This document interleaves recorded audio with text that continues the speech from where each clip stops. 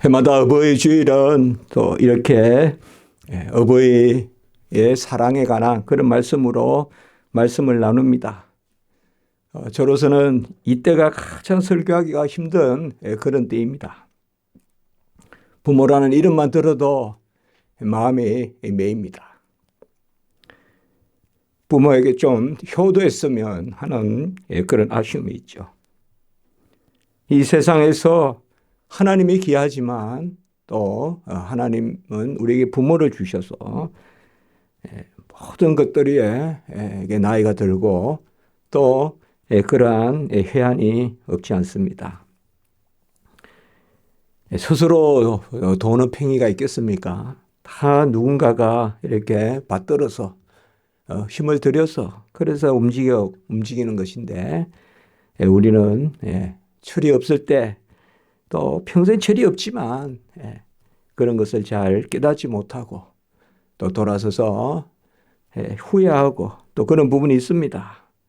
그러나 또 부모님께 어떻게 할 수가 없는 아름다운 것이 있거나 또 좋은 것이 있거나 또 귀한 것이 있으면 함께 나누고 싶은 그런 철이 들면 또 부모님 옆에 계시지 않고 이런 것을 우리가 자주 생각하게 됩니다.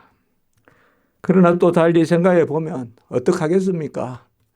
우리 인생의 연약함이 그곳에 있으므로 우리는 또 옆에 계시지 않더라도 또 더 잘 받들고 또 새기고 또 그런 역량으로 또 내가 잘 자라가는 또 새들도 보면 꼭 어미새와 아기새가 같이 나는 것도 아니고 물에 물고기를 봐도 누가 낳았는지 혼자 저렇게 헤엄쳐 다니고 또 그런 거 보면 우리가 각자에서 잘 또 아름답게 살아가는 것이 그것이 또한 효도가 아닌가 하는 그런 생각을 해보게 됩니다. 오늘 말씀에서 보면 하나님이 누구신가를 드러내시면서 하나님의 우리를 향한 뜻을 보여주십니다. 사실 율법은 모두 그렇습니다. 하나님이 어떠하시다. 그리고 우리를 향한 그의 뜻이 어떠하다. 이것을 우리에게 알려주시는 것입니다. 하나님은 사랑이심으로 사랑을 명령하시고 거룩하심으로 거룩을 명령하시고 의로우심으로 의로움을 명령하십니다. 너희는 거룩하라. 이는 나 여호와 너희 하나님이 거룩함이라. 이렇게 오늘 2절에 말씀하고 있습니다. 우리가 너희는 거룩하라. 이 명령은 참 귀한 것입니다. 사실 명령이 우리에게 주어진다는 것이 얼마나 귀한 것입니까? 포기하지 않는 것이죠. 기대하는 것이죠. 또 부족하면 이끌겠다는 뜻이겠죠. 거룩하라. 나 너희 하나님이 거룩함이라. 성경에서 우리는 이 표현을 자주 만날 수 있습니다.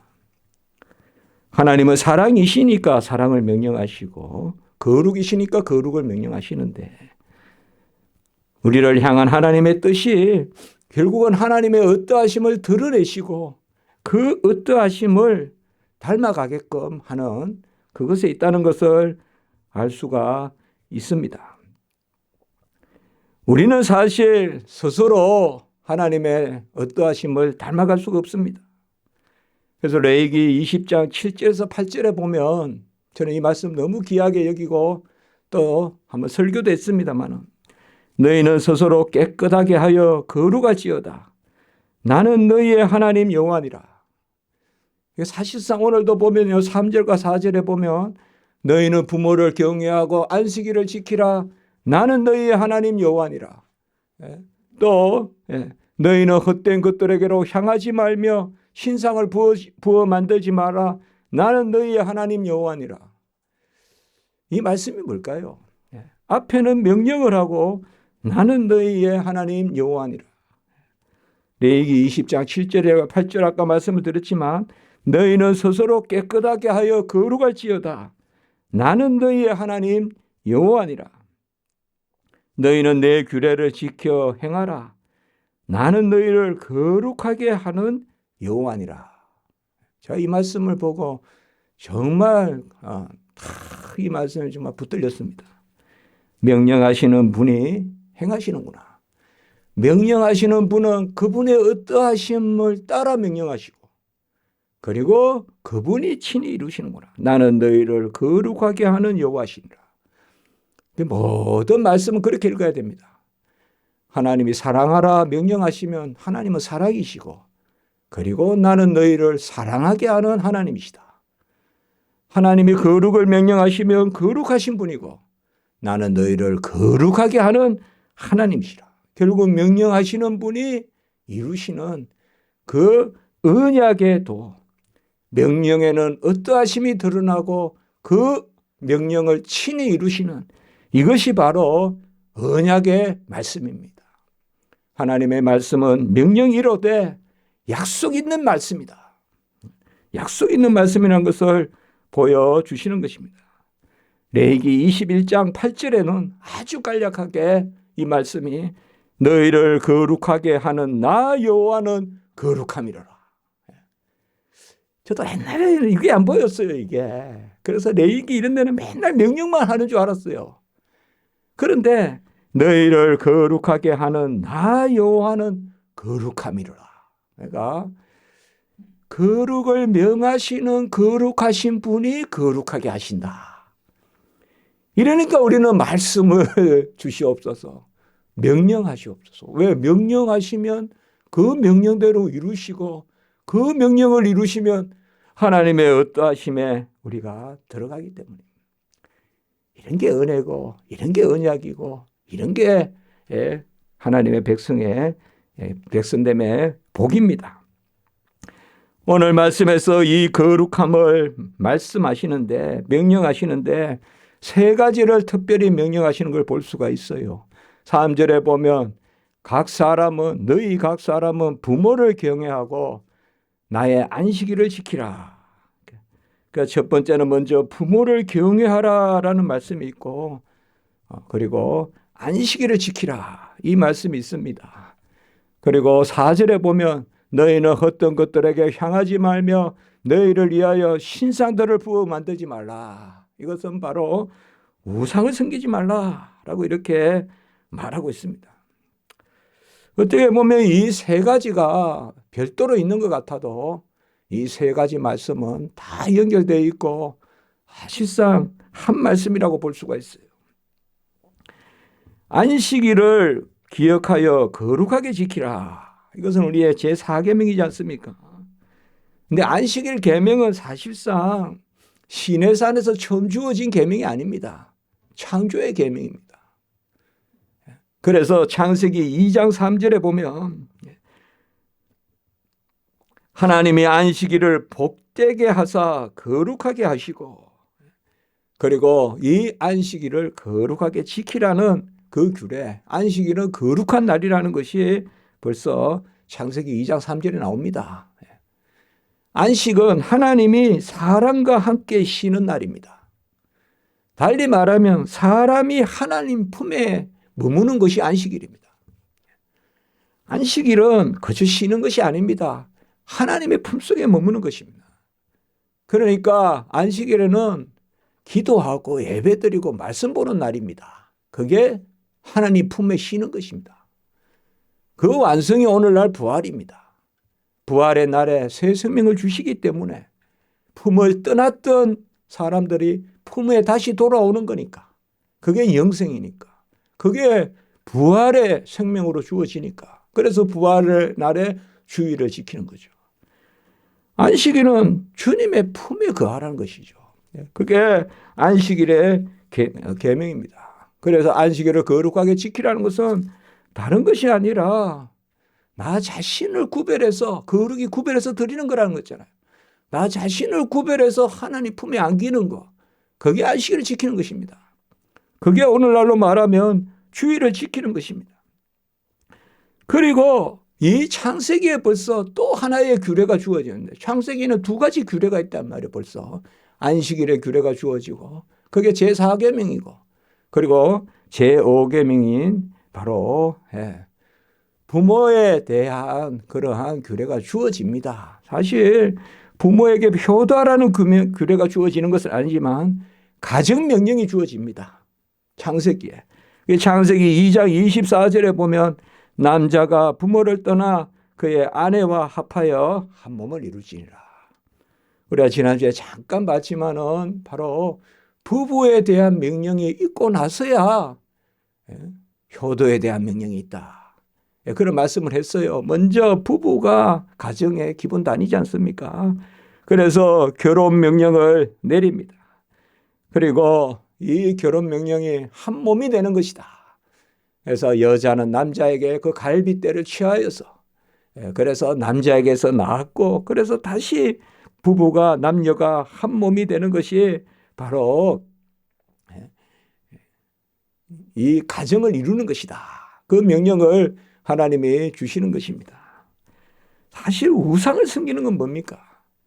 우상은 하나님의 품에 들지 못하고 우상은 죽은 것이요 우상은 피조물이요 우상은 바로 유한한 것이지 않습니까?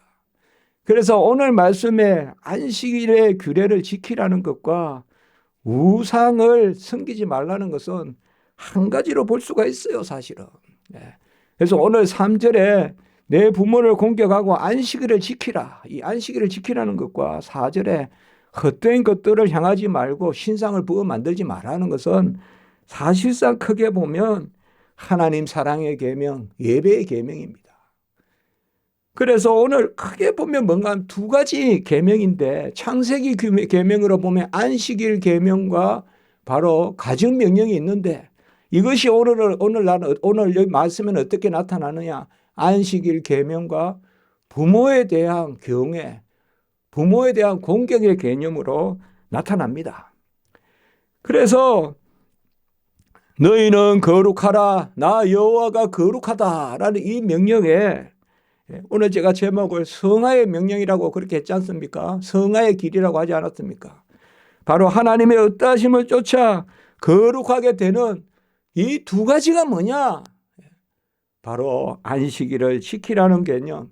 안식일을 지키라는 것은 결국 사물에 깃들지 말고 내 세상의 스케줄에 깃들지 말고 하나님 품에 깃들어요.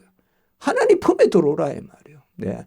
그렇게 봤을 때는 이 창세기의 안식일 계명은 우상 숭배 개념 이런 것들을 다 포함하는 큰 계명입니다. 사실은. 예. 그래서 하나님의 형상으로 지음을 받은 인간이 그 형상을 부여하신 하나님의 품에 안기는 것. 그것이 바로 거룩의 본질이다. 그래서 구약에 보면요. 전쟁을 하거나 큰일을 할 때 항상 뭐요? 안식일 계명을 다시금 주신단 말이에요. 민수기나 이런 데 말씀을 보세요. 꼭 큰일을 할 때 보면 안식일 준수에 대한 말씀을 제일 먼저 명령하는 거예요. 그게 뭔가 바로 본질적인 이야기거든요. 본질적인 이야기. 하나님은 우리를 자신의 형상으로 지어서 안식한다는 것은 아기를 낳고 어미가 그 아기 위에 품에 안고 세건세건 누워있는 그 모습이 안식이란 말이죠. 그래서 바로 내가 거룩을 너희에게 명하노니 나는 너희를 거룩하게 하는 여호와니라. 그 첫 번째가 바로 안식일 계명이다. 그리고 그거와 함께 부모 경외의 그 계명이 오늘 말씀에 주어지는 것입니다. 크게 말하면 하나님 사랑과 이웃 사랑의 계명인데 이 두 계명이 온 율법과 선지자의 강령이라고 우리는 매주 읽고 있지 않습니까? 새기고 있지 않습니까? 그렇게 봤을 때 바로 하나님 사랑의 계명의 핵심은 안식일 계명. 안식일의 그 성취는 오늘날 주일이죠. 주일의 계명이고 그리고 또 하나는 부모 경외의 그 계명인데 이것이 바로 부모를 사랑함이 없이 어떻게 이웃을 사랑하냐. 부모를 멀리하는 자가 어떻게 이웃 사랑을 하겠냐. 그래서 부모 사랑이 약속이 있는 첫 계명이다. 이렇게 우리 기록된 말씀을 바울 서신에 기록된 말씀 에베소서의 말씀을 우리가 보게 되는 것입니다. 안식일 계명과 이 부모의 공경에 대한 제5계명의 이 계명은 영원한 규례입니다. 이것은 시내산의 그 율법이 부여되기 전의 율법, 창세기적 율법입니다. 타락 전의 율법입니다. 영원한 법입니다. 이 법은 바로 하나님 사랑과 이웃 사랑의 본질이 되는 그 법입니다. 오늘 2절의 말씀에 보시면 이스라엘 자손의 온 회중에게 말하여 이르라. 이스라엘 자손의 온 회중에게 말하여 이르라. 이것은 바로 이스라엘 온 회중의 표입니다. 야곱이 이스라엘로 불린 것은 약복강이죠. 약복강에서 밤새 기도했을 때 그 여호와의 사자 바로 하나님, 그래서 하나님의 얼굴을 마주 보았다. 브니엘. 그리고 여호와와 겨루어 이겼다. 이스라엘. 그래서 야곱이 이스라엘로 이름이 바뀌지 않습니까? 그런데 어떻게 이겼는데 뼈가 위골이 됩니까? 이긴 게 아니죠. 하나님이 져주신 거죠. 기도하면 하나님이 져주시는 거죠. 그게 이스라엘입니다. 어떻게 하나님을 이깁니까? 하나님이 져주시는 거죠. 은혜를 베풀어 주시는 거죠. 우리는 이 말씀에 이스라엘이라는 이름을 먼저 기억을 해야 돼요. 이스라엘 백성은 이스라엘이라는 이름에 큰 의미가 있는 거예요.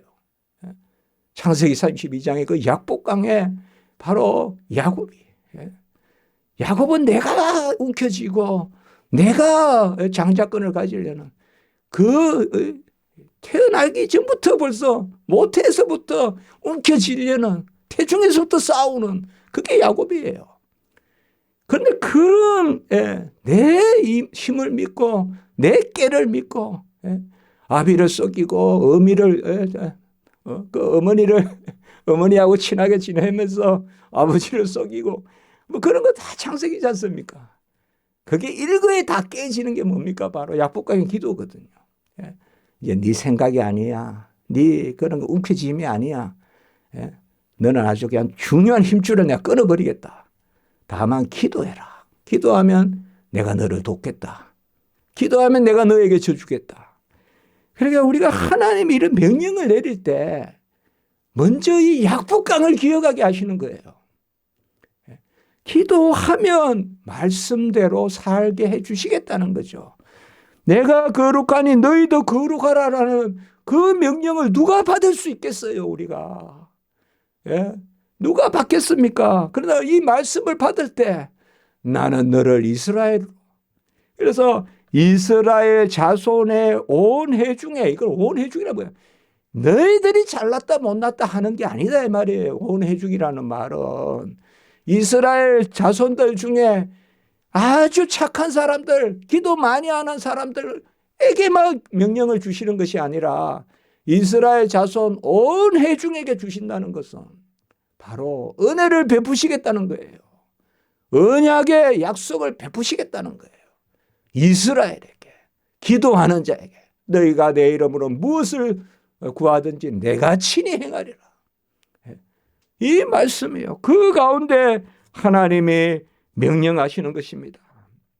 너희는 거룩하라. 나 여호와 너희 하나님이 거룩함이라. 바로 거룩은 구별해서 드리는 것이라고 했죠. 구별해서 드림으로 하나님께 참여하는 것입니다. 그게 거룩의 개념입니다. 나 자신을 구별해서 하나님께 드려서 하나님의 거룩함에 참여하는, 그게 거룩함입니다. 사랑도 마찬가지입니다. 이웃을 사랑함으로 하나님의 사랑에 거하는 것입니다. 우리가 하나님의 어떠함을 닮아간다는 것은 은혜입니다. 그것은 하나님께서 품을 내어주시는 것입니다. 우리는 끝내 비추는 거지 내 자신로는 서지 못합니다. 내 자신로 선다 그러면 못 견딥니다. 우리가 가룟 유다 같이 됩니다. 가룟 유다도 그거 향유옥합을 깨뜨립니까? 그거 가지고 가난한 사람 도와주지. 자기의가 많았던 사람이에요. 그런데 그 자기의를 끝까지 못 버리고 스스로 그런 비참한 아겔데마 피바추로 가지 않습니까? 사실 우리는 하나님 앞에서 거룩하다, 내가 누구를 사랑한다, 전부 이거는 하나님이 편을 내주시는 거예요. 내 걸 끊어버리고. 비출 때 사랑이 있고 비출 때 거룩함이 있는 것이지, 내가 스스로 거룩하거나 내가 스스로 누구를 사랑할 수 없습니다.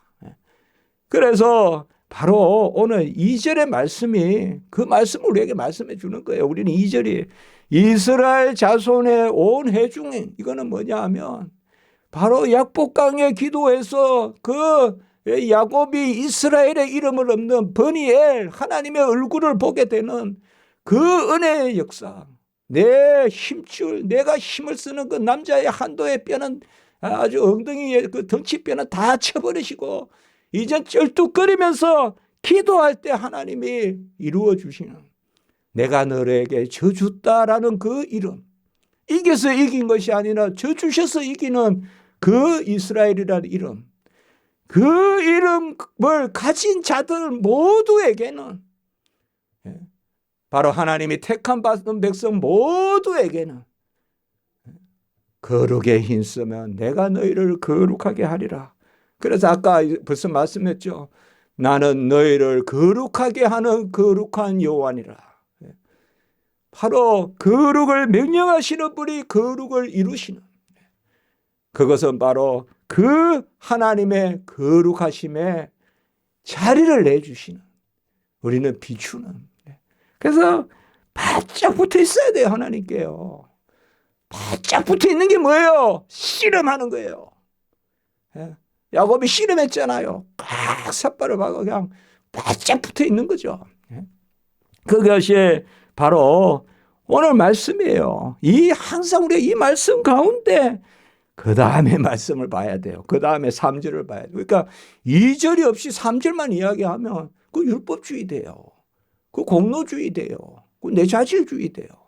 그러나 하나님이 우리의 항상 성경은 이 주변에 은혜가 탁 도사리고 있어요. 그리고 하나님이 우리에게 명령하시는, 그리고 명령하시는, 너희는 잠잠하라. 잠잠하라. 하나님이 하신다는 것을 보여주시는 것입니다. 너희 각 사람은 부모를 경외하라. 우리가 경외라는 말은 사실상 하나님께 씁니다. 여호와를 경외하는, 말에 힘이 세다고 우리가 다리가 억세다고 기뻐하지 아니하시고, 여호와는 자기를 경외하는 자와 그의 인자를 간구하는 자를 기뻐하시는도다. 시편 147편에 나오지 않습니까? 경외라는 말은 두려워하는 가운데 이끌림을 받는 것. 내가 나가는 게 아닙니다. 나가는 것도 하나님 앞에 우리가 예배드리러 오는 게 경외인데, 이것도 하나님이 이끄셔서 하나님 전에 나오는 게 경외거든요. 이 단어를 부모에게 썼습니다. 부모를 경외하라. 경외하란 말은 자주 안 나옵니다. 이건 히브리어로 야레라고 합니다. 야레. 그야말로 두려워한다는 뜻입니다. 그런데 이 두려움은 어떤 두려움이냐? 단지 두려운 게 아니라 깜짝 놀라는 두려움입니다. 이렇게 보면 뭐예요? 내가 경험하지 못했던 것들, 내가 이 세상에서 얻을 수 없는 것들, 그 경외라는 것은 그런 영역입니다.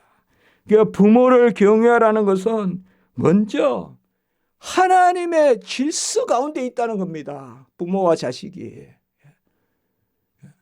무슨 세상에서 장사를 하는 것을 경외라고 하지 않아요. 어느 기업체 사장에게 나에게 수주를 줬으니까 나의 무슨 그런 사람을 경외하라고 하지 않아요. 왜 경외합니까? 자식은 여호와의 기업이요 태의 열매는 그의 상급이로다. 자식으로 태어난 것은 여호와가 기업으로 주신 것이요 열매로 주신 것이기 때문에 부모와 자식 간의 관계 자체가 하나님의 질서 가운데 있는 것이기 때문에 그 가운데 우리는 경외라는 말을 쓸 수 있다. 영어로 파이어티라는 단어가 있습니다. 그게 경건이 됩니다. 이 단어가 사실상 효도도 됩니다. 효도도 돼요. 파이어티라는 단어가 영어로 경건도 되고 하나님 앞에 경건도 되고 본래 이 단어가 효도가 돼요. 효도가. 부모에 대한. 근데 이거는 뭔가 하면 부모와 자식의 관계는 하나님이 주신 관계다 이 말입니다. 고유한 관계라는 것이에요. 그래서 자식은 하나님의 태의 열매는 하나님의 상급이요. 자식은 면류관이요. 하나님이 주시는 면류관이요. 그러면 우리가 부모를 경외하란 말은 뭐예요? 하나님이 없이 부모를 세워놓으면 경외라는 말을 쓸 수가 없죠. 부모님은 하나님이 나에게 있게 하신 분이니까 하나님의 은혜 가운데 부모를 공경하라.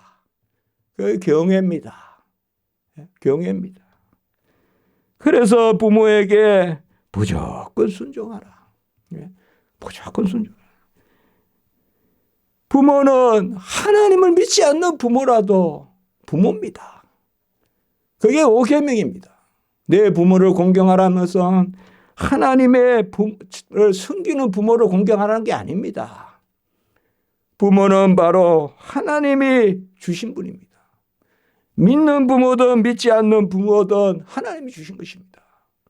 그 부모에게는 공경하라는 것입니다.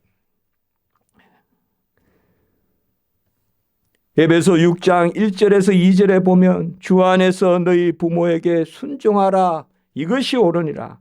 주 안에서란 말을 왜 썼을까요?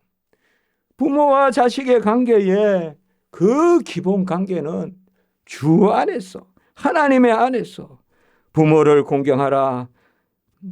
이것이 약속 있는 첫 계명이다라고 이렇게 말씀했습니다.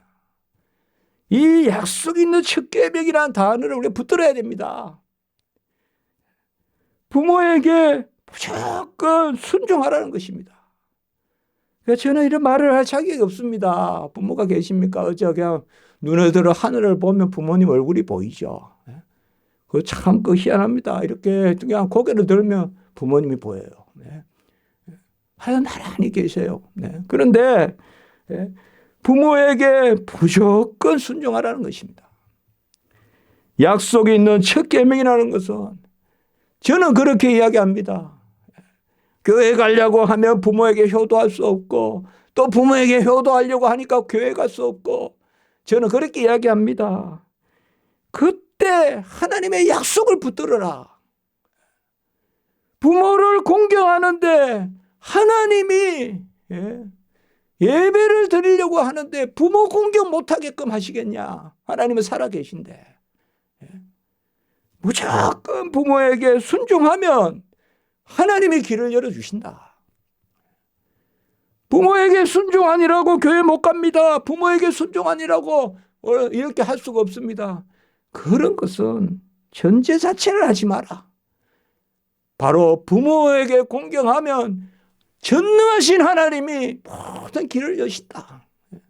그 길을 우리가 알 수는 없지만 그 길을 다 알 수는 없지만 그래서 주 안에서 부모에게 순종하라. 이것이 옳으니라. 이 표현은요 상당히 강한 표현입니다. 이게 주 안에서 너희 부모에게 순종하라 이렇게만 말해도 될 텐데 에베소에서 이것이 옳으니라 라고 한 것은 강하게 이야기한 겁니다. 강조한 겁니다. 부모에게 무조건 순종하십시오. 그러면 그때 하나님의 역사가 일어납니다. 이렇게 이야기하는 겁니다. 자식이 헤아려서 부모를 오라 하고 가라 하고 옛날 부모는 더 유식하고 요새 부모는 더 무식해서 그래서 요새 젊은이들은 그렇게 부모를 오라 가라 합니까? 옛날 부모는 더 유식해서 부모 말 들었습니까? 어떻게 우리나라는 바깥에 나가 보면 자식이 오라 엄마 이러면 어머니는 그냥 1초도 안 돼서 자식 앞에 나타나는데 엄마가 애 부르면 100번은 불러야 돼요. 야야야야야. 이렇게 보면 이게 그렇게 단순한 이게 세태입니까 이게? 이 세태가 이게 온전한 겁니까, 이게? 부모가 부르면 자식은 철저히 뛰어와야죠. 예? 즉시 뛰어와야죠. 그럼 자식이 부르면 부모가 좀 기다려라. 예? 좀 기다려라. 좀 갈게. 좀. 그래, 이게 세태가 돼야 되는데, 부모가, 막 난리가 나고, 뭐가 하고, 뭐, 이게, 뭐, 왜 그렇습니까? 이게 왜 그렇습니까? 부모에 대한 각 사람의 부모를 경외하라. 이 경외하란 말이요. 이제 오늘 여기 아까 야레라고 했죠, 제가. 이 야레라는 말은 하나님의 뜻 가운데 그냥 그저 두려워하라는 것이 아니라 하나님이 주신 부모다. 그 가운데 부모를 공경하라. 이 공경하란 말은 어디 나옵니까? 이제 5계명 제출애굽기 20장 12절에는 내 부모를 공경하라. 이건 카바드라고 합니다. 카바드. 그러니까 히브리어로요. 야레라는 말은 경외하다. 이건 두려워한단 말인데 아까 이제 말씀을 드렸고요. 하나님이 주신 관계다. 부모와 자식의 관계는 어떤 그냥 장사하다 만난 그런 관계가 아니다. 하나님이 주신 관계다. 그리고 카바드란 말도 이것이 공경하라는 건데 뭔가 하면 그저 공경하는 게 아니라 이 단어는 짐이 되다, 엄하다, 무겁다라는 것입니다. 달리 말하면 저는 이렇게 한번 해석해 봤어요. 부모를 업어라 이 말입니다. 부모를 업어라. 공경하란 말은 그저 나 부모 공경해요. 부모 공경해요. 이게 아니라 부모를 업어라 이 말이에요. 부모를 무게로 삼고 업고 있으라. 짐이 된다는 뜻이에요. 엄중하다는 뜻이에요. 우리가 이제 장성해서 남자가 각각 가정을 떠나서 이제 여자가 가정을 떠나서 한 몸을 이룬다. 이제는 떠나고 이루는 거잖아요. 결혼이라는 것이. 그러면 부모를 떠나 한 몸이 되라 하니까 부모를 떠나는 것입니까?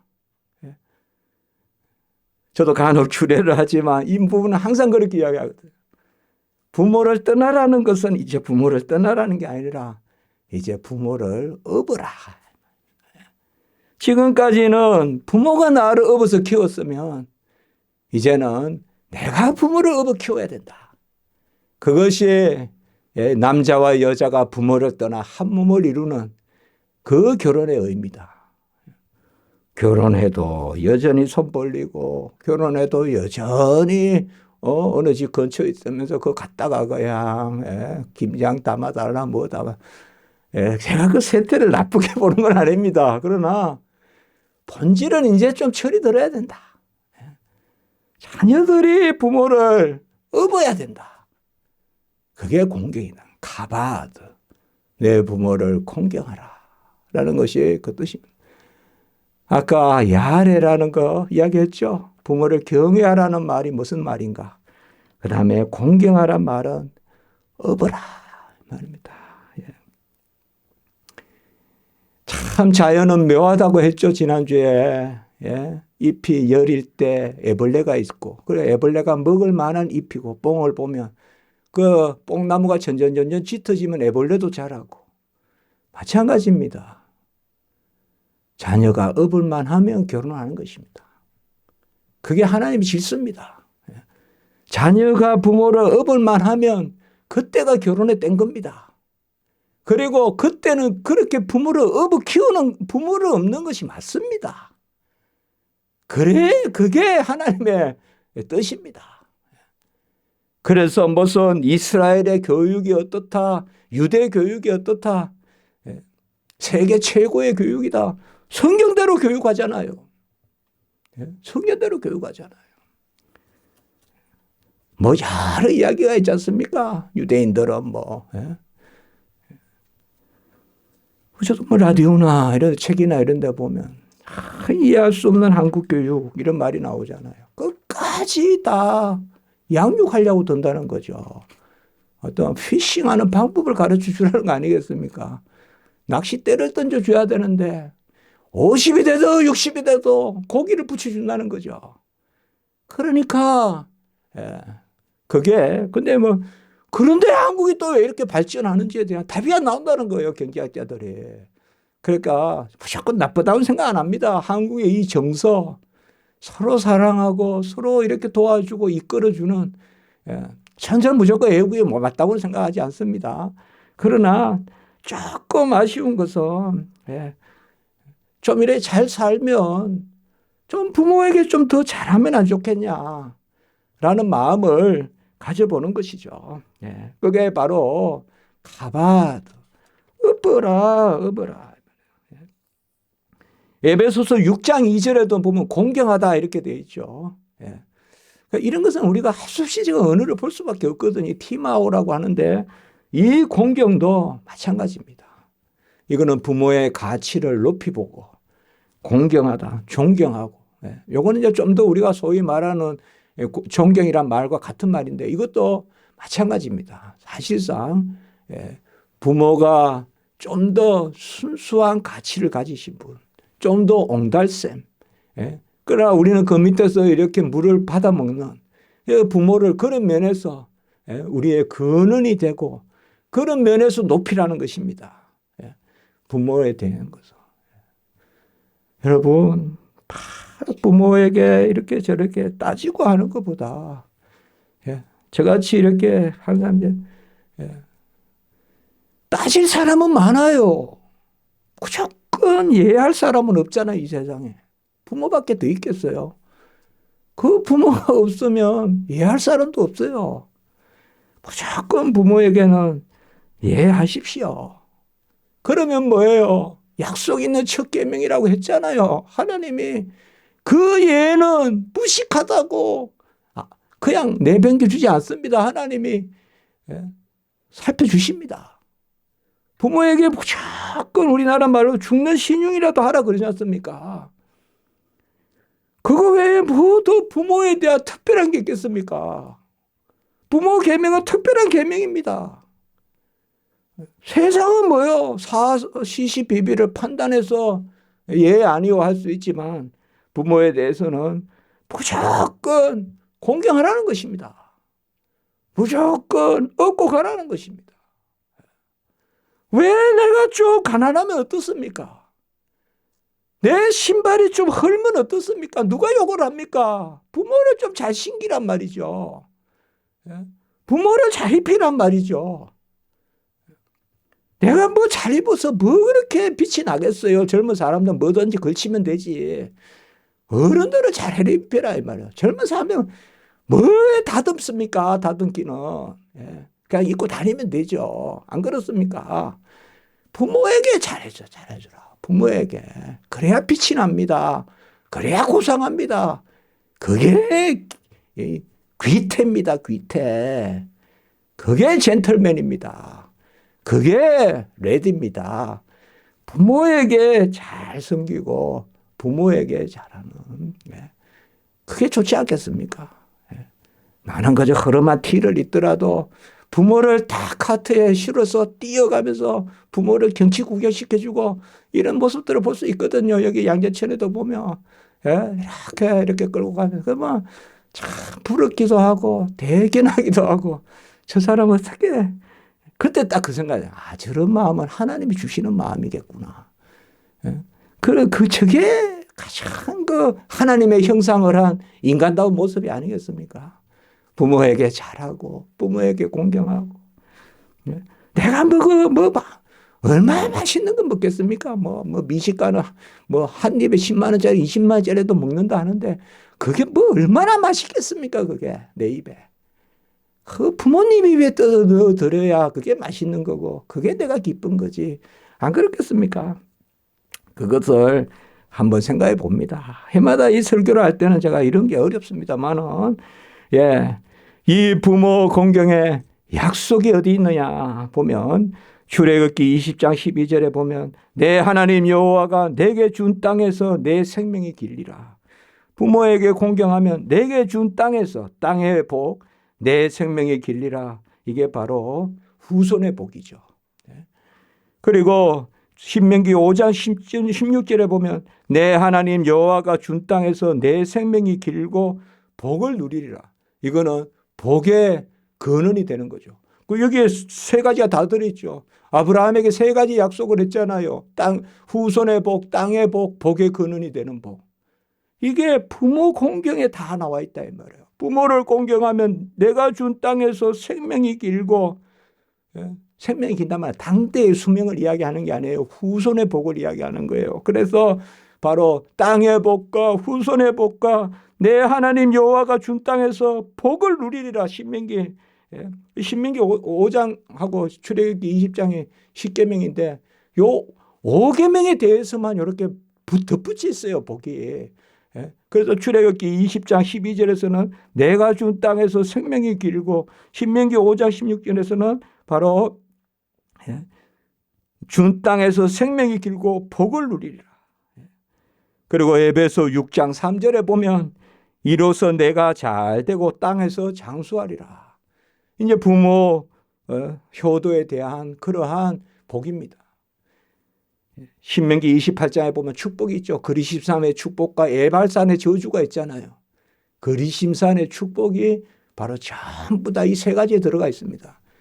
이 복이 전부 부모 공경에서부터 나온다는 것이요. 이래서 약속 있는 첫 계명이라고 이야기하신 것입니다.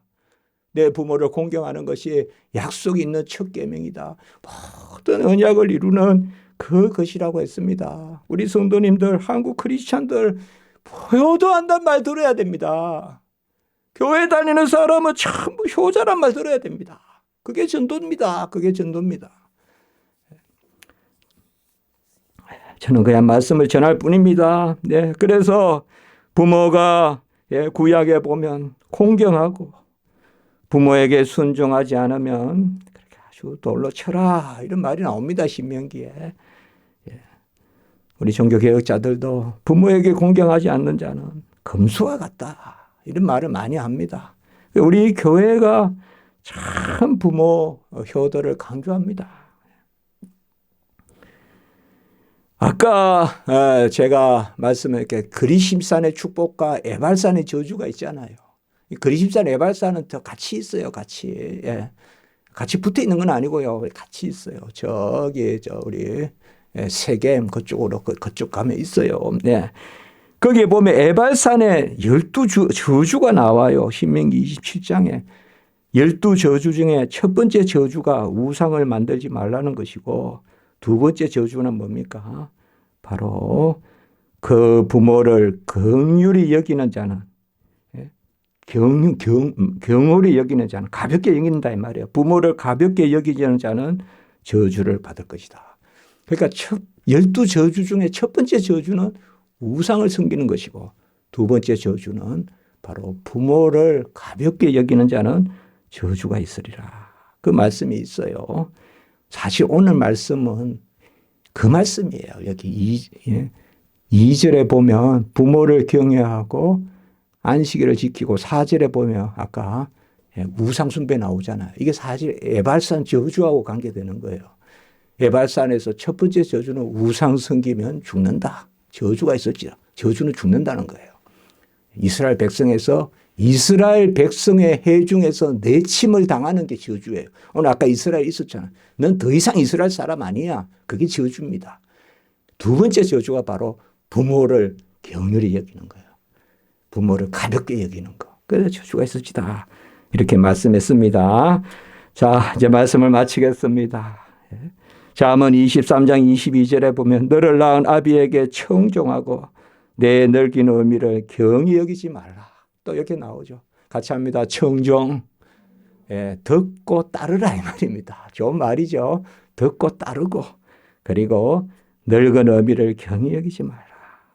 그리고 잠언 23장 25절은 내 부모를 즐겁게 하며 너를 낳은 어미를 기쁘게 하라. 부모는 우리의 기쁨의 근원입니다. 여러분들.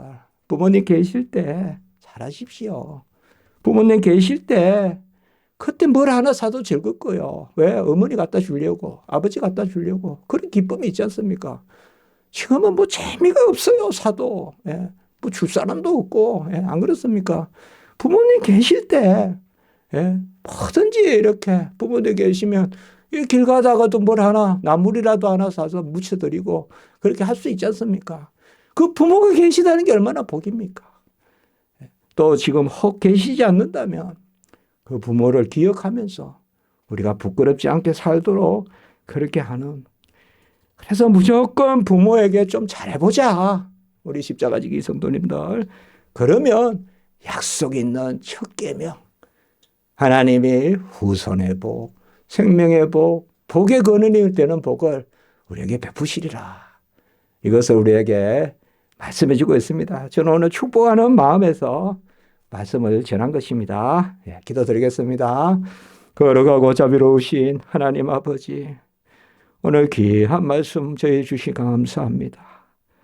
누구라도 나를 낳은 부모님, 기르신 부모님 다 계시는데 하나님 아버지여, 우리가 부모님의 말씀을 존중하고 경외하고 공경하고 그런 자리에 설 수 있도록 도우시고, 특별히 우리 부모님들 건강하게 하시고, 지금 병중에 계신 부모님 계십니다. 하나님 불쌍히 여겨주시고 영육간의 온전함을 갖게 하여 주시고, 우리가 부모를 향하여 기도할 때 약속 있는 첫 계명이라 하셨사오니 주 안에서 주님의 이름으로 부모님의 청종할 때 하나님 우리에게 복을 주시고 우리 가정에 복을 주시고 우리 후손에 복을 더하여 주시옵소서. 모든 일상 가운데 회복해 하시고 코로나19로 특별히 아버지여 우리 부모님들 또 아버지여 어려운 분들 어려움 겪지 않도록 주님 지켜 주시옵소서. 주 예수 그리스도의 이름으로 감사하며 기도드리옵나이다. 아멘.